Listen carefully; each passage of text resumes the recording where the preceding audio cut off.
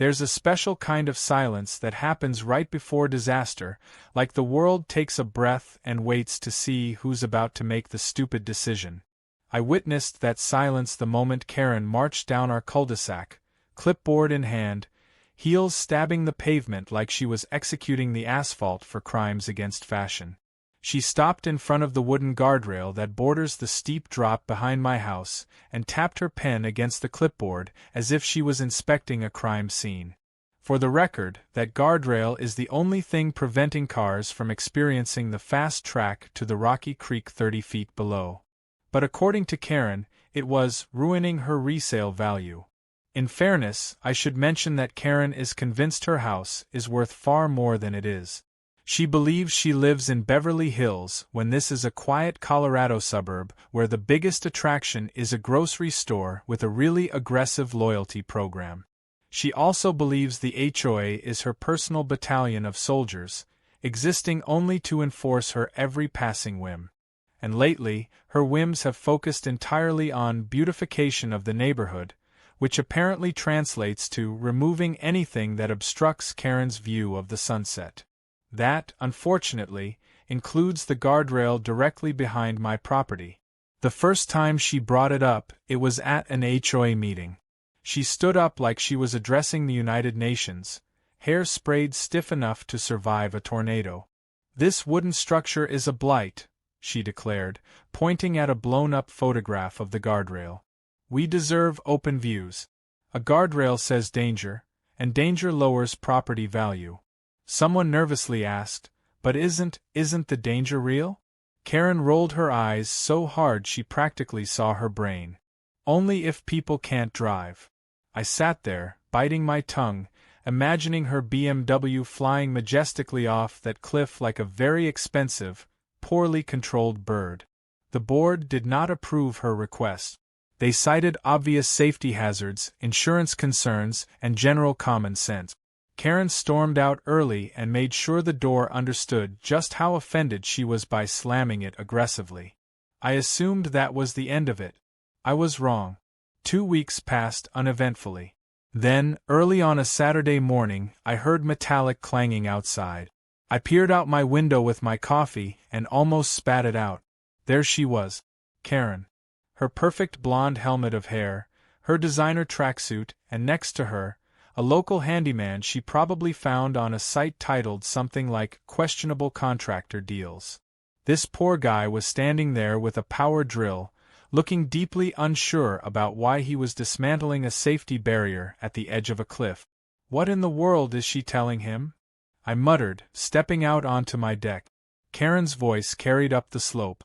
"I told you, my husband is the HOA president. He approved this." Her husband, for the record, is not the HOA president. He isn't even on the board. He sells used office furniture and plays golf badly, mostly as an excuse to avoid being home.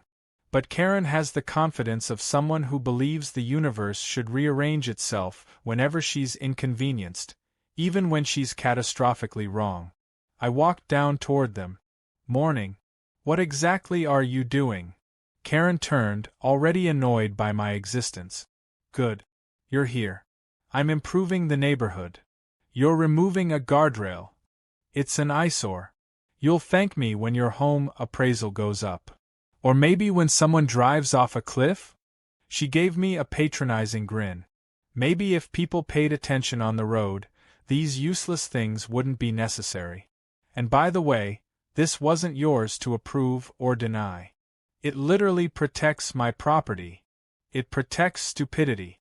And I don't tolerate stupidity on my street." The handyman cleared his throat, mumbling something about permit. Karen flashed him a checkbook like a weapon. "Finish the job." He shrugged and unscrewed the final bolt. The guardrail fell backward with a thud, exposing the steep drop like a mouth missing its front teeth. Karen crossed her arms triumphantly. "Much better." I stared at the open ledge, genuinely speechless. "You can't just remove a safety barrier." "Oh please. You're being dramatic. It's perfectly fine. No one is going to drive through here unless they're drunk or reckless. That's the point of the rail, Karen." She waved me off. I'm reporting you to the HOA for being combative." She strutted away, dragging the bewildered handyman with her. I stood there simmering, coffee gone cold in my hand. I knew that arguing with her was like trying to teach calculus to a brick. She didn't understand boundaries, metaphorical or literal. But this time she'd crossed a line, well, removed one. Over the next few days, neighbors noticed. Some were concerned, others confused. Karen responded to every complaint by boasting that she was in charge of safety oversight, which was hysterically wrong. Emails flew through the HOA mailing list. People were nervous. The board demanded she reinstall it. She claimed she had no idea what they were talking about and accused someone of vandalism. That's when I decided to take photos. Lots of photos.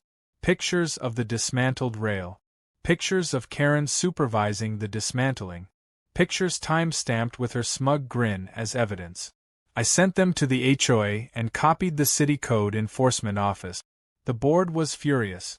They scheduled an emergency meeting to discuss reinstating the guardrail and disciplinary action against Karen. Karen, naturally, doubled down. "It's not dangerous," she insisted loudly in every conversation she forced upon unsuspecting victims. "People exaggerate. I bet no one has ever even come close to that guardrail." I didn't want to be right. But fate has a dark sense of humor. The silence came first. That suspended moment where the universe pauses, waiting, judging. It was a Wednesday evening, just after dusk, when I heard a revving engine followed by a crunch, then a long, scraping slide. And finally, a sound that was undeniably a car discovering gravity. I dropped everything and ran outside. My stomach flipped as I reached the ledge. Karen's white BMW was nose first in the creek bed below, crumpled like a soda can lobbed by a very angry giant. Steam hissed from the hood. The headlights flickered, illuminating the broken undercarriage. The tires spun uselessly against the air. Karen's shriek echoed from below, shrill, furious, and terrified all at once. I stared at the empty space where the guardrail used to be. And for a brief, shameful second, I couldn't help but think. Gravity does not tolerate stupidity either. Scrambled behind me. Karen clung to the post, legs kicking, eyes wide with terror. "Don't just stand there," she bellowed as if we were inconveniencing her rescue. Two neighbors grabbed her arms and hoisted her up just as the soil under her feet crumbled away. Karen collapsed onto the grass, shaking, breath ragged. Reality finally forced a confrontation. She stared at the ruined segment of guardrail now resting halfway down the hill, then at the cable-thick roots holding the earth together. She seemed to understand, for a fleeting second, just how close she had come to being a cautionary tale in a safety pamphlet. Tears welled in her eyes. She whispered, "It hates me." I knelt beside her, exhausted by fear and fury and absurdity. "It doesn't hate you, Karen," I said quietly. "It's trying to keep you alive." The sentence hung in the air like a fragile truth waiting to be accepted. Karen looked away, jaw trembling with a cocktail of shame and stubbornness. At that moment I almost believed she might change. That maybe, finally, the cliff had gotten through to her where logic and law had failed. But then her expression shifted back into hardened denial, entitlement soldered over vulnerability. She spat the words like poison. "No. They built it to hurt me." In the aftermath of Karen's second unintended crash test, the neighborhood entered a state of collective exhaustion. You can only witness a grown woman repeatedly challenging a guardrail before the whole situation stops being amusing and starts being unsettling. The fire department left behind a pile of paperwork thicker than my mortgage contract. The police filed another report. The tow truck retrieved yet another BMW corpse. And the guardrail? Barely a scratch. If it could talk, it would probably have said, "Nice try." Karen, however, had not surrendered. She returned home from the hospital the following morning wearing a neck brace she absolutely didn't need and dark sunglasses like a celebrity avoiding paparazzi. She refused help and waved off any suggestion of responsibility. As far as Karen was concerned, The guardrail was now personally attacking her, and she vowed retaliation. But the world around her began shifting in ways she could not control. The HOA called an emergency closed-door session. Rumor spread through the street like wildfire waiting for oxygen. The board president, a retired attorney named Cheryl with the patience of a monk and the glare of a war general, had reached her breaking point. "This cannot continue," she told me that afternoon as I brought her the latest batch of photos of Karen's antics. "She is a liability to everyone within 50 feet of that hill." The board drafted a formal motion to remove Karen from all HOA committees and restrict her from altering any shared property. It would require a neighborhood vote, and the vote would be unanimous, if the murmuring in driveways meant anything. Meanwhile, Karen attempted to regain control through her favorite weapons, delusion and monologues. She stood on her lawn holding a megaphone that amplified both her voice and her insecurity. "They want to silence me. They hate beauty," she shouted at passing cars. One driver honked, assuming this was some kind of surreal performance art. She waved her hands wildly. "Do not let them turn this community into a prison." Her only audience was her poodle, who stood there confused, tail twitching, likely wondering if dinner was late again. Every time I stepped outside, Karen glared as though I were the puppet master of her suffering. She hissed once, actually hissed like a feral raccoon. I stepped back indoors, unwilling to risk rabies. Her loneliness widened when Jeff did not return. Instead, a moving truck arrived. 2 men loaded up half the furniture, Jeff's half. Karen stood rigid by the doorway, refusing to cry, eyes sharp as if blaming the truck for transporting betrayal. She marched over to the driver and snapped, "You are stealing marital assets." He pointed to paperwork with Jeff's name and shrugged. "Lady, we just move stuff." When the truck left, Karen wandered through the hollow rooms of her home, the echo reminding her that she had driven away not only her guardrail but her husband's last shred of patience. The emptiness inside the house only fueled the fury inside her head. And fury needs an outlet. She found one at the HOA vote. The meeting took place in Cheryl's driveway. Dozens of neighbors attended, folding chairs set in rows. The atmosphere was half political rally, half circus. Karen arrived fashionably hostile, arm in sling again, neck brace tightened dramatically. She demanded the microphone. "You all think I'm the problem," she began, pacing the length of the driveway, dramatizing every syllable. "But I am the only one protecting our freedom." Murmurs rippled through the group, not of agreement, but disbelief. She pointed toward the guardrail like it was a dragon perched on the hill. "They installed that monstrosity to control us, to limit us, to trap us." Cheryl interrupted. "Karen, it's a safety feature."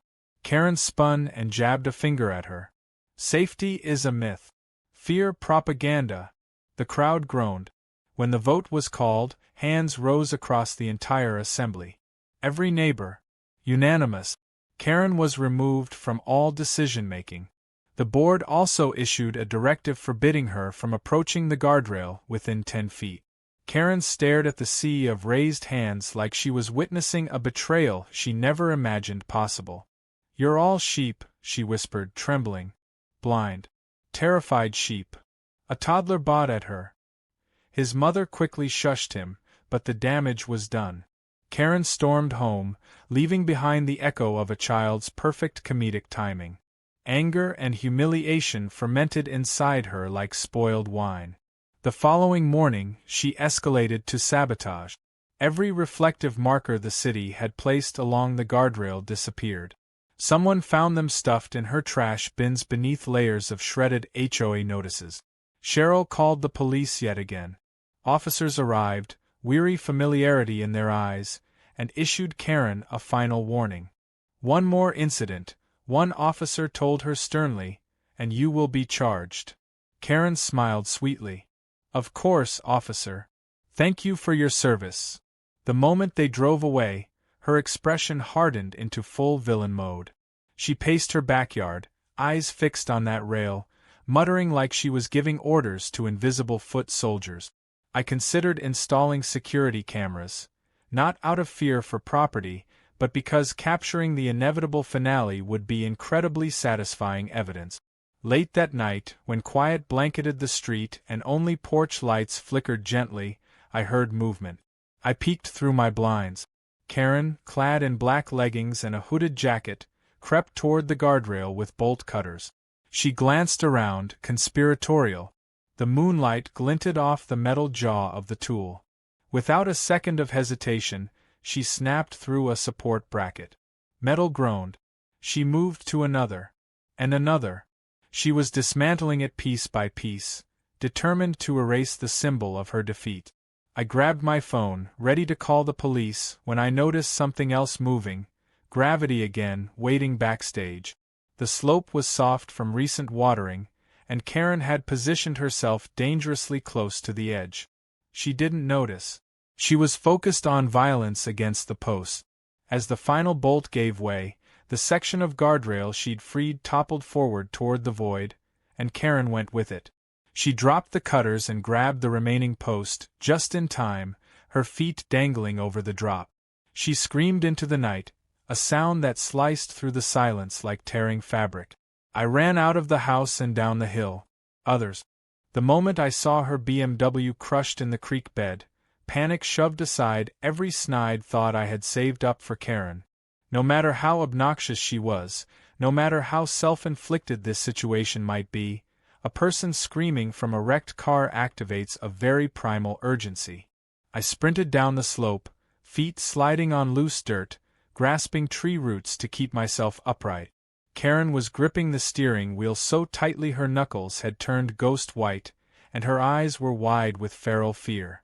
"Do something!" she shrieked, as though I were the designated handler of her catastrophes. The water wasn't deep, but the front end of the car was angled downward, and every shift made it creak. Honestly, the thing sounded like it was trying to remember what shape it used to be. "Are you hurt?" I called out, trying to sound calm. She sniffed angrily, tears streaking down her cheeks. "My airbags didn't even go off. I'm filing a lawsuit." I resisted the urge to point out airbags don't deploy on slow glides into ravines caused by poor decision-making. Instead, I helped her pry the door open, and with some awkward maneuvering and a lot more yelling from her than necessary, she climbed out, trembling and furious. She immediately blamed the slope, the lighting, the air, and possibly me telepathically willing her car downward. The only thing she didn't blame was the missing guardrail. Once she was safely on level ground, she switched seamlessly from frightened victim to indignant crusader. Karen pulled out her phone like a sheriff drawing a pistol in an old western, dialing emergency services while muttering about government incompetence. Sirens arrived quickly. 2 officers and a fire truck showed up, lights painting the grass in frantic flashes. The firefighters descended to inspect the car while Karen recited a dramatic reinterpretation of events. "There should have been a barrier here," she declared, voice cracking with offended righteousness. "Someone removed it illegally." One of the officers glanced at the bare ground, then turned to me with a raised eyebrow. I didn't even have to say a word. He already suspected the truth. Then Karen's husband, Jeff, arrived, still wearing his business attire like he'd run straight from an office furniture showroom. His expression said he was tired before she even opened her mouth. "They're going to hear from my lawyer," she announced as she hugged him. He patted her stiffly, like one might comfort a malfunctioning appliance. Even he seemed aware this disaster had Karen written all over it. The tow truck had to be called with a special winch, and the whole process took hours. By the time her mangled BMW was dragged back up, half the neighborhood had gathered, whispering in clusters. I could hear snippets. "Didn't she get that removed? Is she actually blaming someone else? I swear she's going to make this all worse." Karen demanded privacy, yet ensured everyone knew every detail of her suffering. The police took statements. When they asked where the guardrail was, she pointed at me with dramatic betrayal, like I'd personally thrown her car off the cliff. "He fought me on removing it. Maybe he sabotaged something." That moment, I realized Karen had decided on her narrative. She was the victim of malicious negligence. And I, apparently, was the villain. I simply handed the officer the folder of printed photos I took of her supervising the removal. Karen's mouth dropped open. The officer flipped through the pages, nodded, and made a few notes. Karen sputtered accusations that I had edited the photos and coerced the contractor. Jeff rubbed his face, already exhausted by the spiraling nonsense. The officers exchanged looks confirming exactly what they thought of her credibility. Before leaving, they issued her a citation for unauthorized removal of a safety structure on city-adjacent land. Karen reacted like they had burned down her house. The next HOA meeting was pure theater. Karen stormed in with her arm in a sling, which was interesting because she hadn't mentioned any arm injury before. She claimed emotional trauma and spinal misalignment. She brought a thick binder of printed screenshots, which I suspect were irrelevant diagrams she found by Googling road safety law stuff. She glared at every board member like they were accomplices in a conspiracy against sunsets and beautiful views. That guardrail should never have been there in the first place, she argued, limping for extra pity. It caused my crash. The board president rubbed his temples and calmly explained liability again. You removed a required safety feature. You directed someone to do it. You were warned not to. That is the reason this happened. Karen pointed at me like a prosecutor. He took pictures instead of stopping me.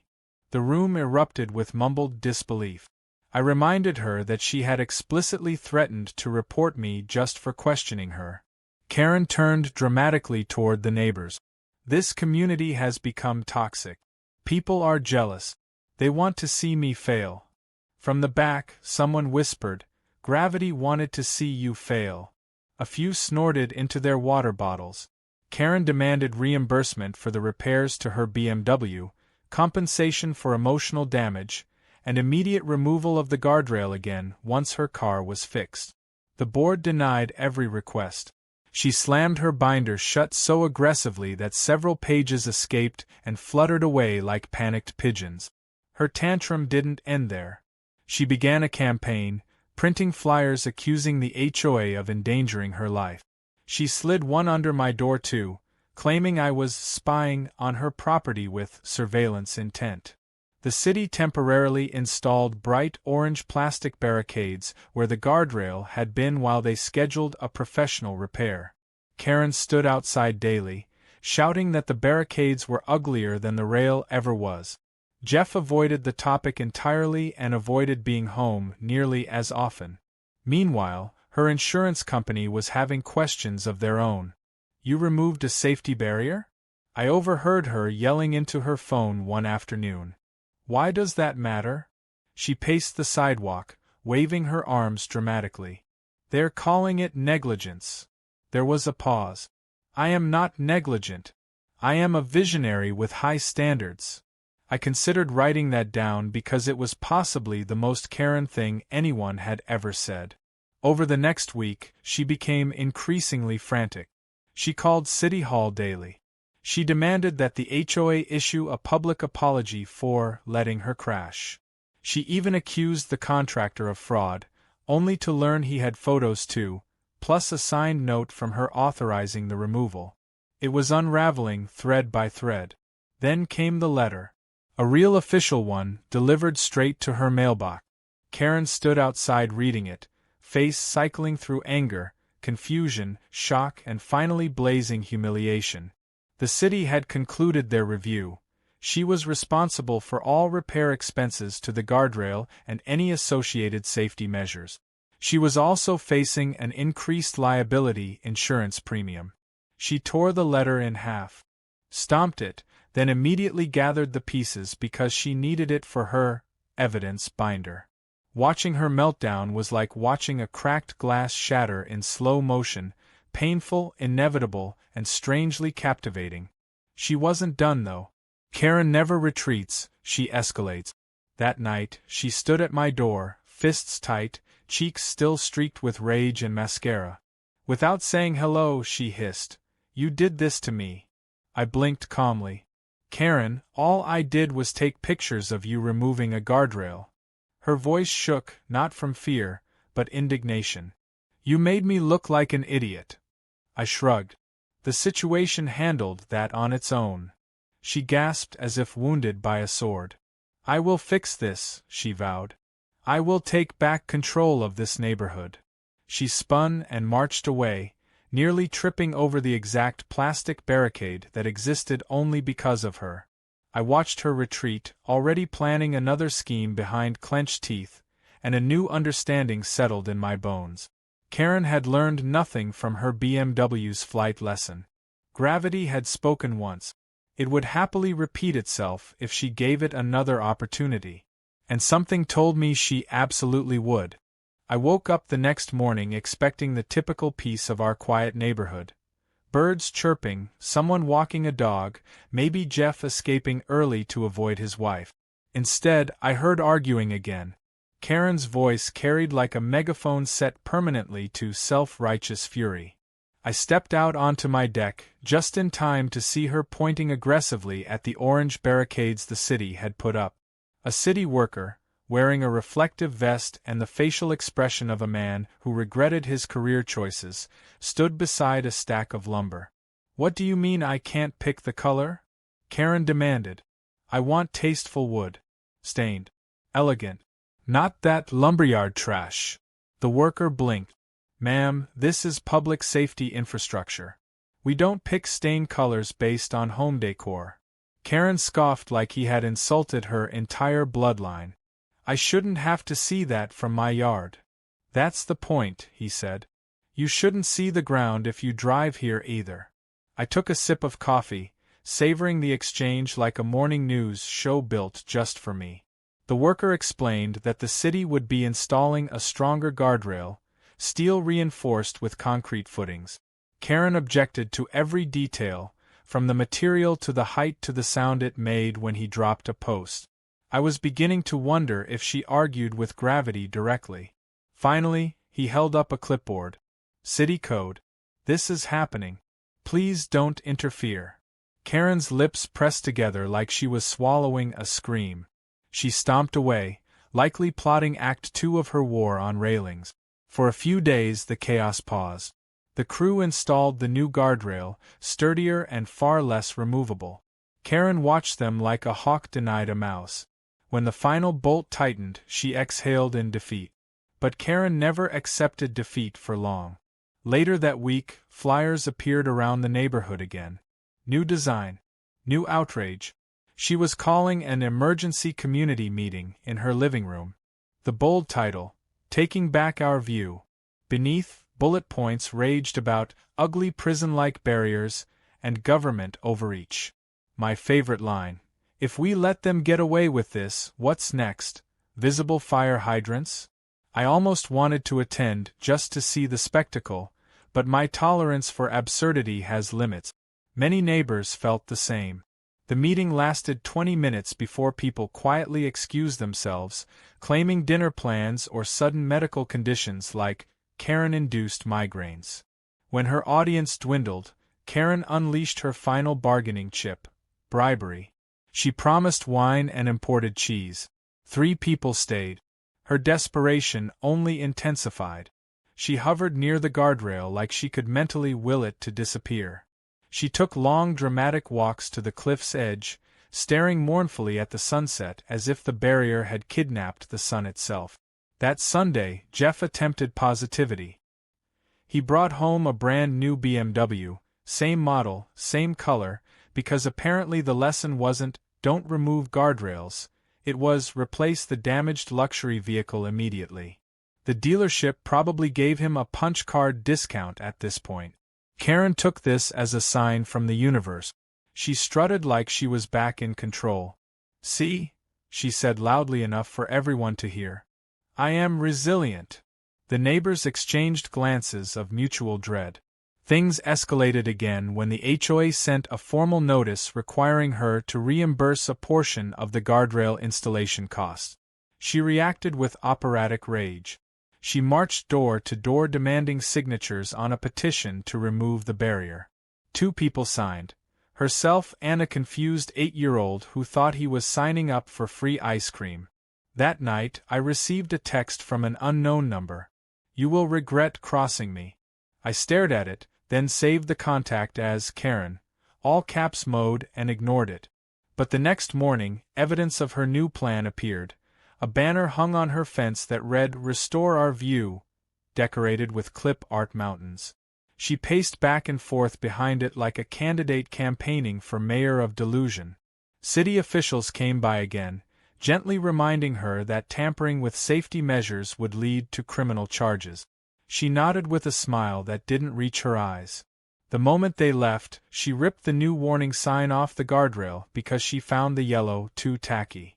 Meanwhile, her husband stood further away each day, physically and emotionally. He returned later and later from work. He installed a golf simulator in their garage just so he'd have somewhere to hide, swinging clubs to drown out his wife's battles with infrastructure. Despite the absurdity, tension thrummed under everything. Everyone wondered what her next move would be, and whether it would hurt someone. It didn't take long to find out. One evening, while I was grilling dinner, Karen marched into her backyard carrying a tape measure, a notebook, and a leveler. She stuck little flags along the ground like someone planning a garden, except her garden aligned suspiciously with the posts of the guardrail. She traced the boundary, circling spots and muttering about alternative railing solutions. Something about the careful precision in her rage told me she wasn't done removing things. Then came the delivery. A flatbed truck pulled up with long metal fencing panels. Sleek, modern, and distinctly not compliant with the height requirement. Karen instructed the driver to unload them near the ledge. When he asked about permits, she rolled her eyes and waved a forged document she had clearly copied from a Pinterest image of official paperwork. "You can't seriously be installing your own guardrail," I called over, already knowing the answer. She grinned like a cat discovering scissors near a fishnet. "Oh, I'm going to improve it. I have impeccable taste. Safety can be beautiful." I wanted to ask if safety could also be functional, but sarcasm is wasted on such people. She didn't wait for approval. She hired a different contractor, someone even less competent than the first, to start drilling holes dangerously close to the drop. Sparks flew. The contractor wore no safety gear. The panels wobbled like drunk flamingos. The new posts anchored poorly in the shallow soil, some leaning inward toward the void. The hill was steep, and one bad step meant tumbling. I took photos again. Habit at this point. Evidence gathering felt like a hobby Karen forced upon me. By sunset, she had 3 crooked segments installed. She stepped back, admiring her work like Michelangelo finishing the Sistine Chapel. The panels glinted in the fading light, completely ignoring the fact that they were structurally weaker than her marriage. "Look at that," she said to no one in particular. "Sophisticated. Harmonious." Jeff stood behind her, quietly mouthing the word "no." The first strong gust of wind arrived like nature itself had an opinion. The newest panel rattled violently, bolts. Not a test. Not a mistake. A declaration of war. Neighbors screamed. I ran forward instinctively, not sure what I thought I could do. Karen's expression through the windshield was wild, jaw clenched, eyes blazing, hair flying like a vengeful storm goddess. She wasn't trying to avoid anything this time. She hit the guardrail dead on. The force shook the ground. Metal screamed. But the new guardrail held. Karen's BMW crumpled, airbags exploding this time with a vengeance. The front axle snapped. The engine coughed and died, hissing smoke into the night. Karen slumped in her seat, dazed, hair static with powder. Sirens wailed again, faster this time. Firefighters pulled her from the wreck. She wasn't badly hurt, just bruised, shaken, and furious. She was yelling before her feet touched solid ground. "This is a setup. They made it too strong. They're targeting me." No one argued with her. Because what argument was left? She had declared war on physics, and physics had finally fired back. When a person refuses to learn from reality, they start creating a new one. Karen was well past that stage. She was now actively at war with the existence of consequences. The wind had barely finished mocking her DIY railing before she launched her next offensive. She printed out a stack of letters titled, "Intent to Sue," all uppercase, bold, and written in Comic Sans, which should be illegal on documents involving legal threats. She shoved copies into every HOA board member's mailbox, demanding reimbursement for her BMW damages, emotional suffering, and architectural oppression. She even wrote, "Failure to comply will result in class illegal action," which isn't a thing. The board didn't bother responding. Ignoring her might have been a mistake, but honestly, engaging with Karen always made things worse. Her crusade took on a more frantic energy. She began throwing block-wide tantrums. One morning, she dragged a lawn chair to the sidewalk facing the guardrail and held a handwritten sign, "Stop the Ugly." She sat there from sunrise to noon, shouting at joggers about aesthetics. Most joggers nodded politely and kept moving, but a few had to suppress laughter. I watered my plants from the deck and accidentally aimed the hose a little too wide a few times. Karen accused me of water terrorism. Then she escalated further. She called in a private safety consultant. I swear I'm not making that up. A strange man in a beige suit arrived, holding a measuring wheel and what looked like a clipboard full of reasons to regret his degree. He squinted at the guardrail, jotted notes, and nodded solemnly as Karen ranted about her right to enjoy sunsets. When he left, she strutted like she had evidence now. But when neighbors asked who the consultant was licensed by, she snapped, "The principles of design transcend paperwork." A very Karen sentence. Jeff, meanwhile, continued his rapid descent into a man whose only purpose in life was to avoid his wife. I saw him eating alone in his car one afternoon, engine running, staring blankly ahead like he was reflecting on every life choice that led him here. If I weren't low-key rooting for him to escape, I might have knocked to ask if he was okay. It was clear Karen was sinking deeper into her campaign, but we never imagined how far she'd go until the night she nearly burned down the hillside. I was watching TV when I saw a strange flicker outside. I stepped onto the deck and saw Karen crouched near the guardrail with a propane torch.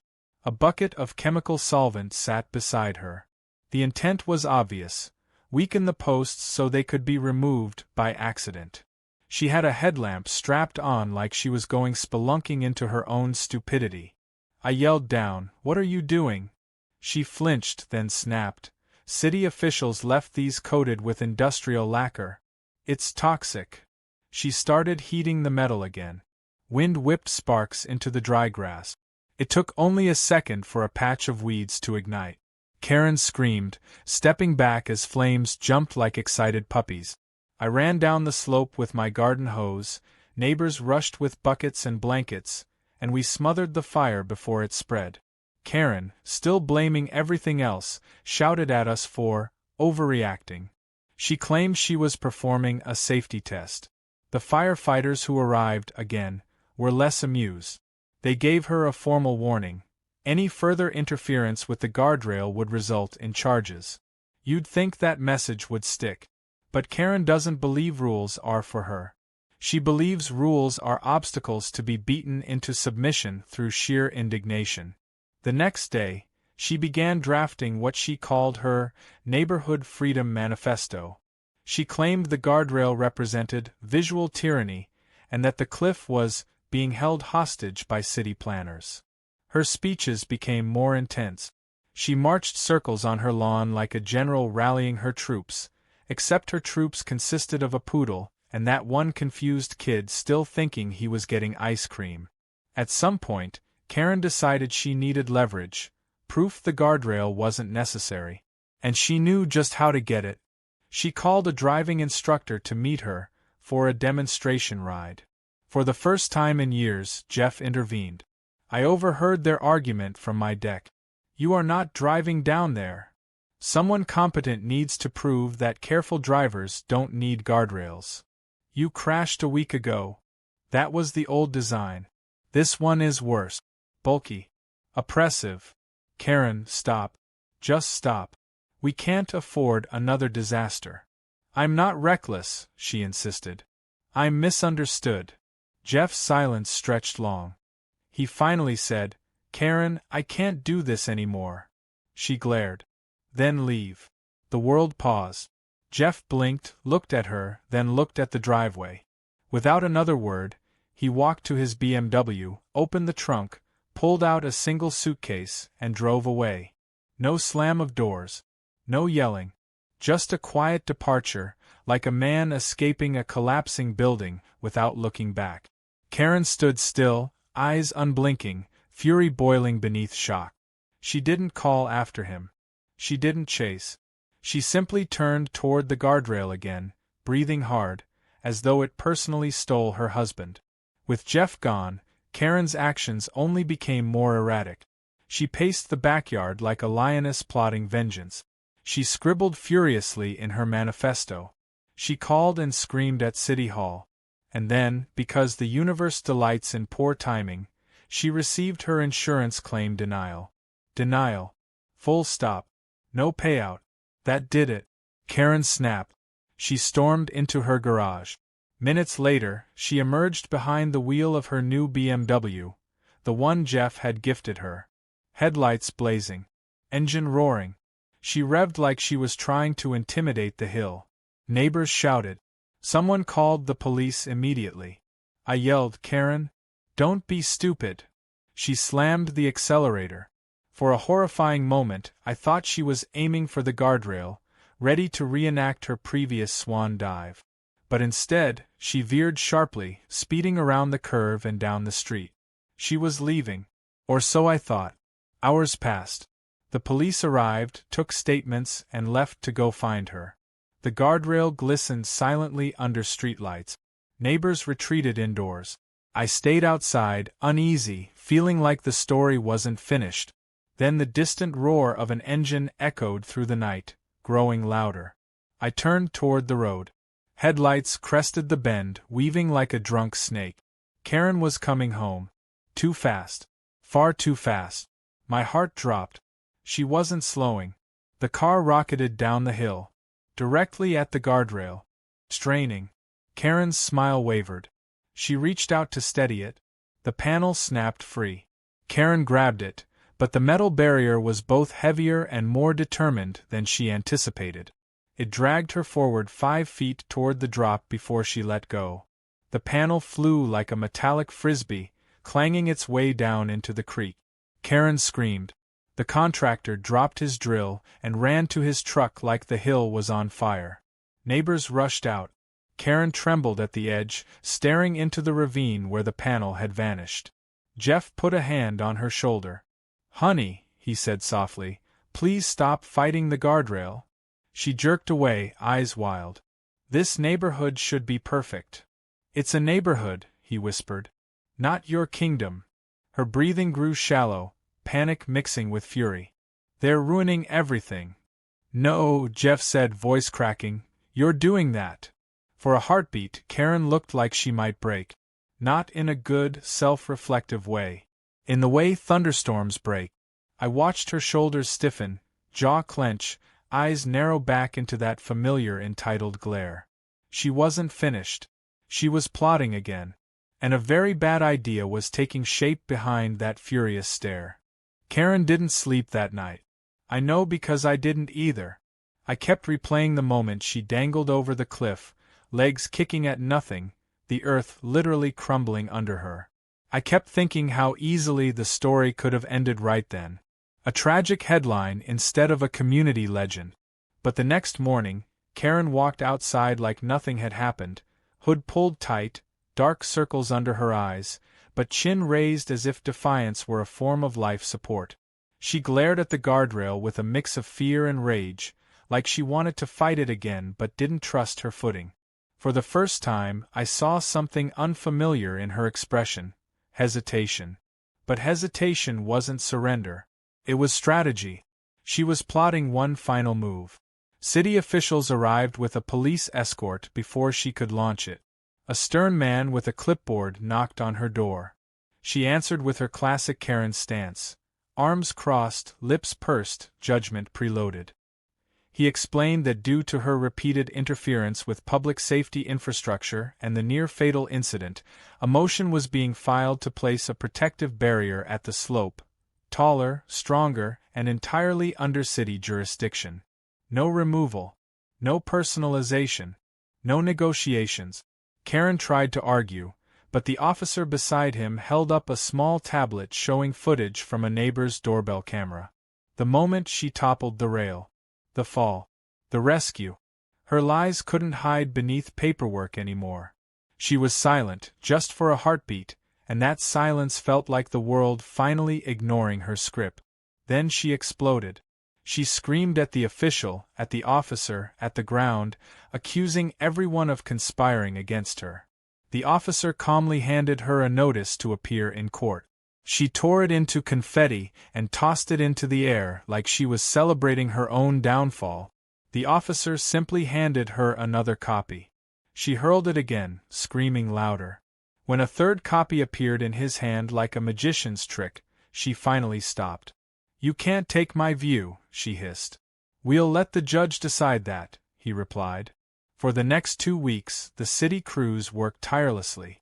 They reinforced the soil, drilled deep steel foundations, and installed the kind of barrier that could stop a tank rolling downhill.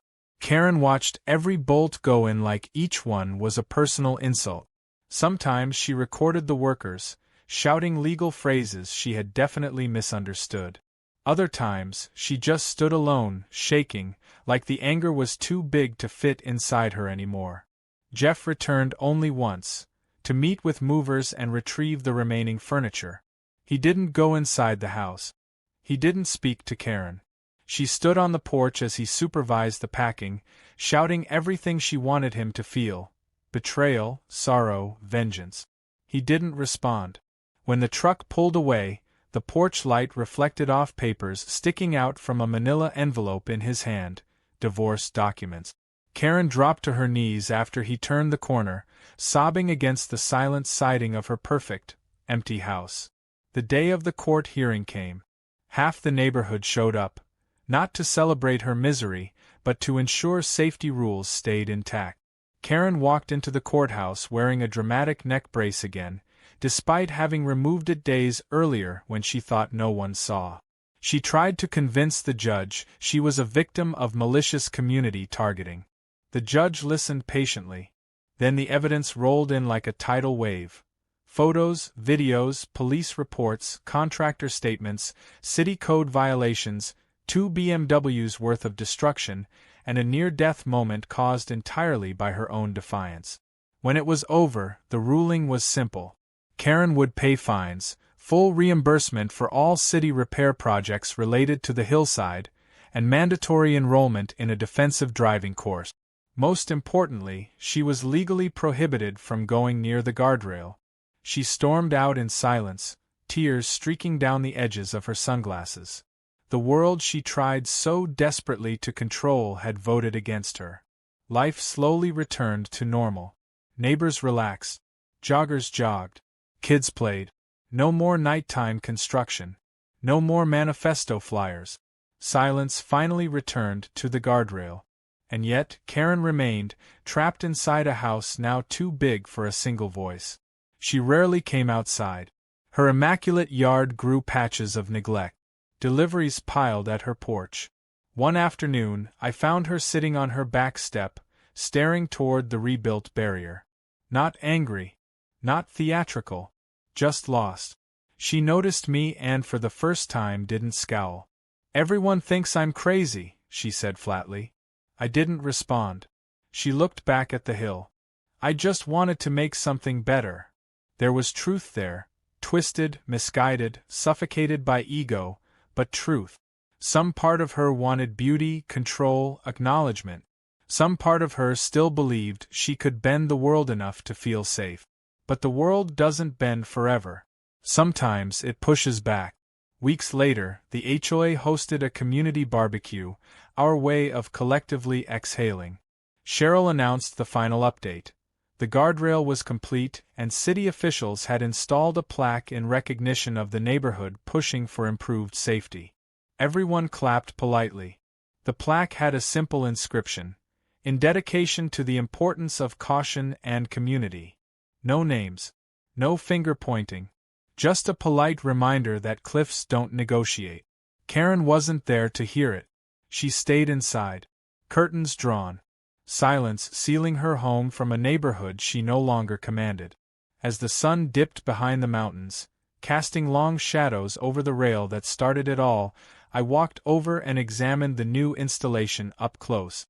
Solid, immovable, undeniably necessary. I leaned on it, watching the creek shimmer below. The wind rustled the grass where 2 cars once took flight. The hill was still beautiful, maybe more than ever, because it now had a boundary that made it safe to enjoy that beauty. Then I noticed movement behind me. Karen stood at the edge of her yard, just far enough away from the restricted zone to obey the law. Her expression was unreadable, anger dulled by exhaustion, pride tangled with shame. For a moment she looked like she might say something real, something human. But she just turned and went back inside, door closing like a curtain falling on a long and painful play. The guardrail gleamed silently in the dusk. Gravity had won. But in a strange way, so had the neighborhood. We protected the view we truly valued. The sight of everyone still standing safely on solid ground.